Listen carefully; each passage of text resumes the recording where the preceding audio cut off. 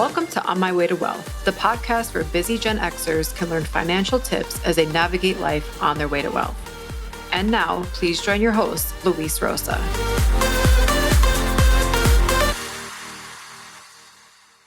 Hello, everyone. Welcome to another episode of On My Way to Wealth. I'm your host, Luis Rosa. This is episode 17. Thank you all for tuning in. I hope you and your family are healthy and safe. A lot of us have been under quarantine for quite some time, but not everything is negative. I feel like this has given us an opportunity to also focus and start thinking about our futures. A lot of us have more time on our hands as part of being home. And I think this is a great time to just reflect on what are our goals and what are some of the steps that we can take to reach those. Not everything is negative. Think of it as a time to reflect, to focus, concentrate, and just come up with a plan for whenever this is over, because it will. So you got to stay positive. I wanted to talk to you today about SMART goals. It's an acronym, S.M.A.R.T. So I'm going to go over one by one. And when you have a SMART goal, you're more likely to reach them. And here's why. S, be specific. For example, say you're trying to lose weight. You don't want to say, yeah, I want to lose some weight, because in reality, you can take your shoes off and then weigh yourself, and now you lost some weight, but you didn't reach your goal. It's really not what you intended. What if you say, I want to have more money? Well, I can give you $1 and now you have more money. So you reach your goal, right? Not really. So you want to be specific. This is going to help you focus and identify a tangible outcome. So instead of saying, I want to lose weight, you want to say, I want to lose 20 pounds.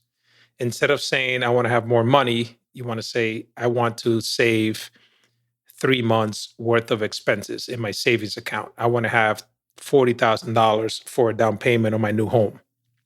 You want to be specific as you can, as detailed as you can. Be vivid.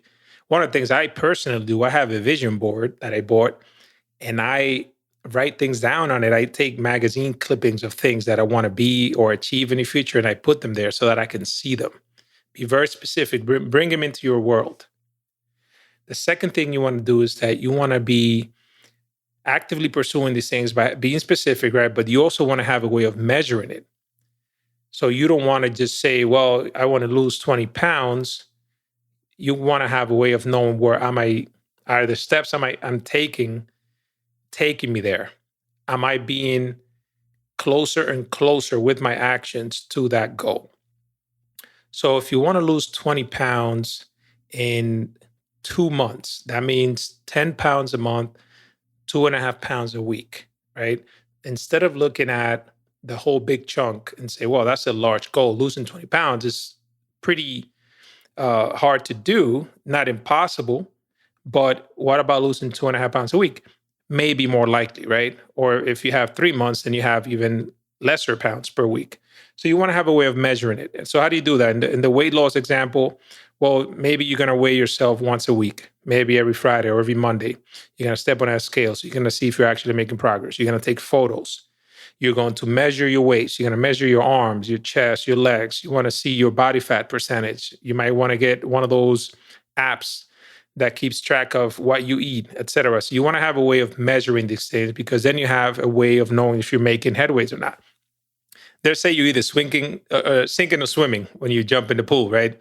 You can't stand still for much longer. You can tread water for a while, but probably not forever. At some point, your arm's going to get tired. So you want to have a way of measuring this thing. Am I reaching my goals? Am I getting closer to it? Is this action taking me closer to my end goal?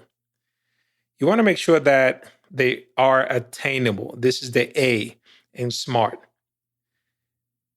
Maybe you want to be a millionaire, but perhaps you can be a millionaire in a week. Maybe you can, right? We can all hit lotto, but it's probably not an attainable goal to say, I want to have $1 million in the bank by next week. You might not be able to say, I want to lose 20 pounds in the next 3 days. Can you do it? Yes. Probably not healthy, right? So you want to make sure they're attainable. The reason for that is because you don't want to set yourself up for failure. You don't want to set yourself up for disappointment. You want to make sure that it's something that is, in fact, achievable based on your capabilities and your resources. So, yeah, you can lose 20 pounds in 3 months. You could retire with $1 million if you have enough time to do so and the discipline to save and invest, right? So you want to make sure it's attainable so that you remain motivated. Because if you're not seeing that you're making progress towards the goal, you're probably going to give it up, which is why you see a lot of the times the goals at the end of the year for like New Year's resolutions by February, most people have let them go. I mean, the gym is packed in January, and then February, March, it just starts to wean off, right? So you want to make sure it's attainable, something that you could in fact do. Nothing wrong with shooting for the stars, but at the same time, you want to make sure that you are being realistic to some degree. The R is relevant. And this is about finding the true why behind it. Why am I doing this? Not just to do it for the sake of doing it. So, the weight loss example, why are you trying to lose 20 pounds? Are you overweight? Because are you unhealthy? Are you feeling down about yourself? Or are you just trying to impress somebody, right? Make sure that it sticks with your values. Why am I doing this? The reason for the why, too, that is very important, is also because times are going to be tough sometimes. There are going to be things that happen that slow down your progress towards a goal. And you're going to have those days when you say, why am I bothering with this? Right? If you have the why, if you know the true purpose, you know what? That's my end goal. Say you want to send your kids to college and you start a 529 plan and you start saving money.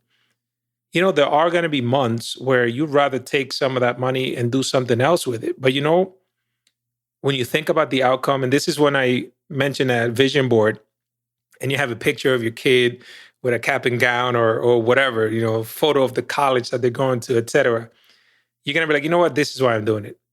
So the little pain that you're feeling today is going to be insignificant to compared to the goal that you're trying to achieve. And whatever that may be, it could be a trip, it could be a wedding anniversary. You know, get that vision board, put it in there, paste it.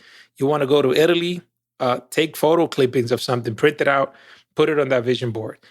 And you know you're going to be saving that money towards that vacation, that wedding, that first home, that business you want to open, whatever it may be, right? Sending your kids to school, opening up a business for the first time, anything, whatever that goal is, getting a nice car, whatever it is, when you're feeling down and you're feeling defeated, if you know the why, you're more likely to achieve your goals because now you're going to stay motivated towards that. So you want to make sure it's relevant, that it's within your values. Because if you're just doing it for the sake of doing it or impress somebody, or because your parents expect you to, or your husband expects you to, or your wife, your sister, your uncle, whoever, it's just not going to matter to you that much. So your heart's not going to be in it. So make sure that it is, in fact, aligned with your goals and your values. And the last thing is T, is time bound. Every goal needs a target date. And this is where it all comes together. When you combine these things, you say, you know, not only do I want to lose weight, but I know exactly how much weight I want to lose. I know when I want to lose this weight by. I know what I'm going to do to lose this weight. I know what I'm going to do to measure my progress about this lost weight. And I'm also going to put a time on it. So think about this. What sounds better? I want to lose weight, or I want to lose 20 pounds by my daughter's birthday on August 14th. And I'm going to do 5 workouts a week for 45 minutes. I'm going to weigh myself every Monday morning, measure my waist. I'm going to keep a food diary. I'm also going to do this because I'm going to get off my diabetes medicine. And you have that goal date, right? You have a specific end in mind. What sounds better? I want to have more money. Or I'm going to retire by the time I'm 55 by having $1 million in my retirement accounts. which I'm going to achieve by saving 12% of my income every paycheck. It's very different, right? Which one are you more likely to achieve? The vague goal or the goal that you set for yourself that's very specific, that is measurable, that is attainable, that is relevant, and that it has a target date on it? Now, it doesn't mean that it's going to be easy just because it's a SMART goal. But what it means is that you're more likely to achieve the outcome that you're looking for. And maybe you won't achieve the goal as you expected it to, but you're going to be a lot closer if you had that target date in mind, that target goal, the end result, right? You don't want to be a rudderless ship, just letting the wind take you wherever. And that's one of the things that I apply to financial planning in general. And it was why I also bring up the weight loss goal. It's one of the most common goals out there. You see that probably like the classic goal when it comes to New Year's resolutions, right? So I wanted to give you an analogy that is relevant to a lot of people, because then it hits home. It's like, all right, that makes sense for me. And this is something that I've been doing with myself, because sometimes the goals that we have just seem unattainable in general because they're so large. So remember that vision board I mentioned? I'm looking at mine right now as I record this episode. In fact, I need to do a new one because I have a whole bunch of goals up there that I've already achieved. And I kind of feel like I either need to erase it and just come up with new goals. I already have them, but I just like put them on the vision board, or just get a new vision board altogether. Because sometimes, even this podcast, this was a goal of mine for a while, and I had it just in my head. That's where it all starts. But then it was like, how am I going to get this thing running? So you can do the same. And it could be anything. It doesn't have to be a money-based goal, which is why I bring up the weight loss. It could be anything. It could be something related to family members, something that is not money related, something for yourself. It doesn't have to be about retirement or weight loss, but start with the why in mind, and then you can work backwards because you break it down into smaller chunks. So it's a lot easier to say, let's say you want to take a vacation that costs $3,000 in 1 year. You can say, I need $3,000 a year from today.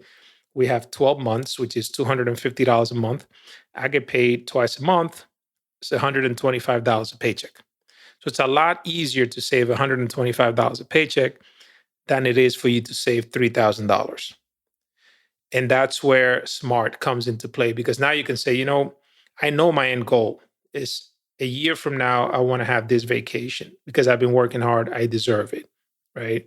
It could be anything. It could be I'm taking my daughter on a trip because she's graduating. Whatever that is, $3,000 a year from now.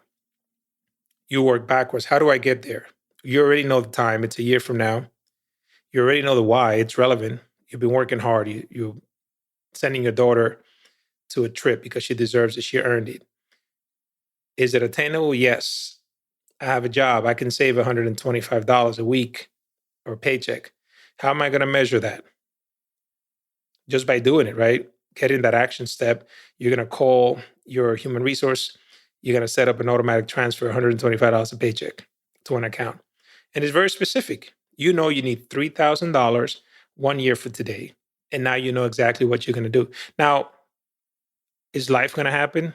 Yes. I mean, things will happen that perhaps one paycheck, you won't be able to save $125, but you might be able to save 80.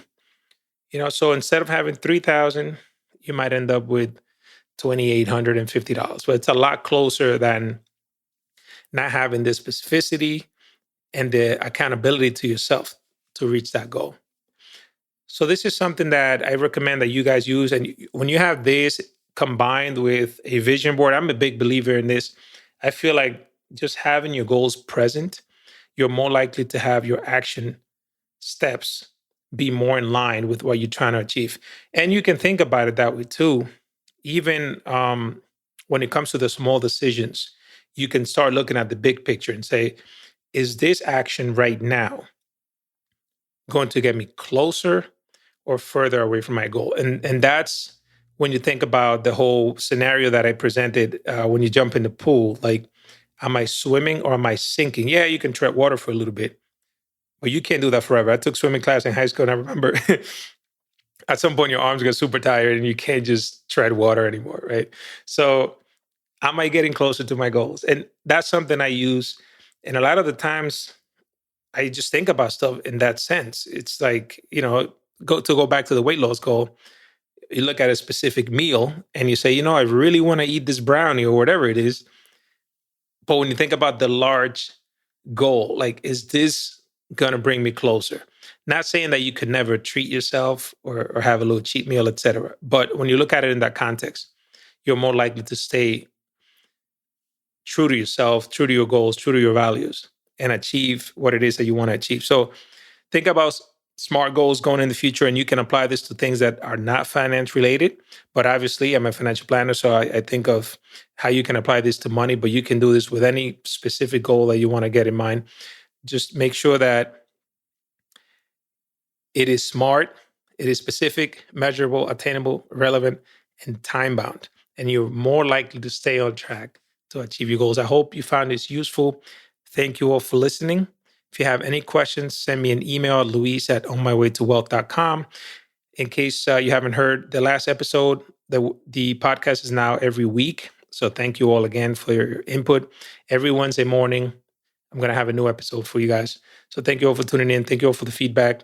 If you have any questions, any topic suggestions for the next episode, any person that you'd like me to interview, or if you listening yourself, you think you might have something that's of value to my audience and you want to be on, send me an email, luis@onmywaytowealth.com.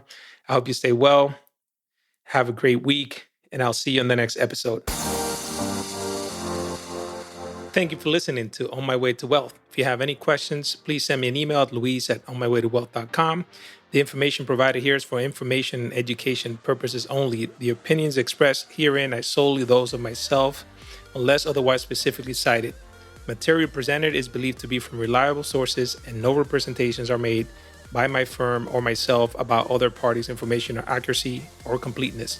All information or ideas provided should be discussed in detail with a financial advisor, accountant, or legal counsel prior to implementation. Thank you.